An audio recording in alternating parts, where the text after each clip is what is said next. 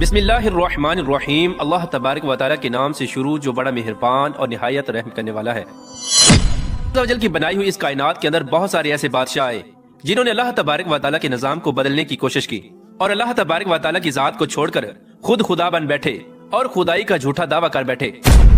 خدائی کا جھوٹا دعویٰ کرنے والے بادشاہوں میں سے ایک بادشاہ ایسا بھی تھا کہ جس کو اللہ تبارک و تعالیٰ نے پوری روئے زمین کی بادشاہت عطا فرمائی تھی۔ اس کے باوجود اس بادشاہ نے نہ صرف خدائی کا جھوٹا دعویٰ کیا بلکہ یہ اس قدر سرکش اور نافرمان ہو گیا کہ اللہ تبارک و تعالیٰ کی ذات کو جنگ کے لیے للکارنے لگا اور معاذ اللہ تبارک و تعالیٰ کو جنگ کرنے کے لیے کہنے لگا۔ پیارے دوستو، آج کی اس ویڈیو میں ہم آپ کو بتائیں گے کہ اللہ تبارک و تعالیٰ کو جنگ کے لیے للکارنے والا بدبخت بادشاہ نمرود کون تھا، اور جب اس بدبخت بادشاہ نے اللہ تبارک و تعالیٰ کو جنگ کے لیے للکارا تو پھر اللہ تبارک و تعالیٰ نے کون سی حقیر مخلوق کے ذریعے اس کے ساتھ جنگ کی اور اس بدبخت بادشاہ کو ہلاک کر دیا اور پوری دنیا کے لیے عبرت کا نشان بنا دیا۔ پیارے دوستو، قرآن پاک کے اس عبرت ناک اور ایمان افروز واقعے کو سننے کے لیے آپ سے ہماری یہ گزارش ہے کہ ہماری اس ویڈیو کو اینڈ تک ضرور دیکھیے گا۔ پیارے دوستو، اس دنیا کی تاریخ میں 4 بادشاہ ایسے گزرے ہیں کہ جن کو اللہ تبارک و تعالیٰ نے پوری روئے زمین کی حکومت عطا فرمائی تھی۔ ان میں سے 2 بادشاہ مسلمان تھے اور 2 کافر۔ مسلمان بادشاہوں میں سے ایک کا نام حضرت ذوالقرنین علیہ السلام ہے اور دوسرے کا نام حضرت سلیمان علیہ السلام ہے کہ جن کو اللہ تبارک و تعالیٰ نے منصب نبوت پر فائز فرمایا تھا۔ اور کافر بادشاہوں میں سے ایک کا نام نمرود اور دوسرے کا نام بخت نصر تھا۔ پیارے دوستو، خدائی کا جھوٹا دعویٰ کرنے والا بادشاہ نمرود شہر بابل کا حاکم تھا۔ اس بادشاہ کا نام نمرود بن کنعان بن قوس بن سام بن نو تھا۔ پیارے دوستو، روایات میں آتا ہے کہ اللہ تبارک و تعالیٰ نے نمرود کو پوری روئے زمین پر حکومت عطا فرمائی تھی اور اس بادشاہ نے پوری روئے زمین پر 400 سال تک حکومت کی۔ یہ ایک جابر اور ظالم بادشاہ تھا اور اس کے دور کے اندر بت پرستی عام تھی۔ لوگ اللہ تبارک و تعالیٰ کی وحدانیت کو چھوڑ کر بتوں کی پوجا کیا کرتے اور نمرود کو اپنا خدا مانتے اور اس کی عبادت کیا کرتے۔ اس نمرودی دور کے اندر بت پرستی اس قدر عام تھی کہ تمام نمرودیوں نے اپنے خداؤں کے طور پر بہت سارے بت بنائے ہوئے تھے جن کی وہ لوگ پوجا کیا کرتے تھے۔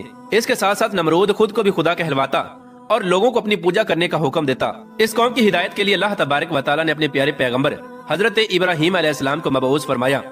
کفر و شرک اور بت پرستی کے اس دور کے اندر حضرت ابراہیم علیہ السلام وہ واحد شخص تھے جو اللہ تبارک و تعالیٰ کی وحدانیت پر ایمان رکھتے تھے اور بتوں کی بجائے اللہ تبارک و تعالیٰ کی عبادت کیا کرتے تھے۔ حضرت ابراہیم علیہ السلام نے جب اس قوم کو اللہ تبارک و تعالیٰ کی ذات کو چھوڑ کر بتوں کی پوجا کرتے ہوئے دیکھا تو حضرت ابراہیم علیہ السلام نے اس قوم کو ہدایت کی طرف بلایا اور بتوں کی پوجا کرنے کی بجائے اللہ تبارک و تعالیٰ کی عبادت کرنے کا حکم دیا۔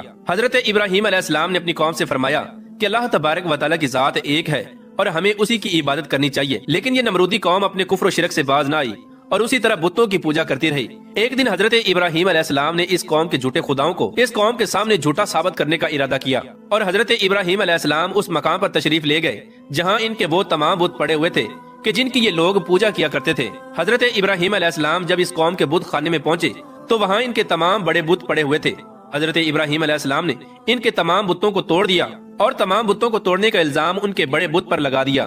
اس کے بعد جب تمام نمرودی اپنے بت خانے میں واپس آئے تو انہوں نے اپنے بتوں کو ٹوٹا ہوا دیکھا۔ نمرودی قوم اس بات کو اچھی طرح جانتی تھی کہ ہمارے اندر صرف حضرت ابراہیم علیہ السلام ہی وہ واحد شخص ہیں جو بتوں کے خلاف باتیں کرتے ہیں اور بتوں کی بجائے اللہ تبارک و تعالیٰ کی عبادت کرنے کا حکم دیتے ہیں۔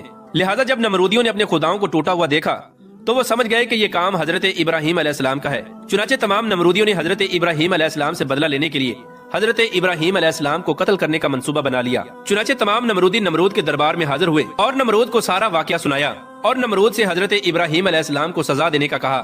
اس طرح نمرود نے جب یہ بات سنی تو وہ آگ بگولا ہو گیا اور اس نے ایک مقام پر آگ جلانے کا حکم دیا۔ نمرود نے یہ حکم جاری کیا کہ ایک وسیع میدان کے اندر آگ جلائی جائے اور اس کے اندر حضرت ابراہیم علیہ السلام کو ڈال دیا جائے۔ چنانچہ نمرود کے حکم کے مطابق ایسا ہی کیا گیا۔ دور دراز سے بہت ساری لکڑیوں کو اکٹھا کیا گیا اور ایک وسیع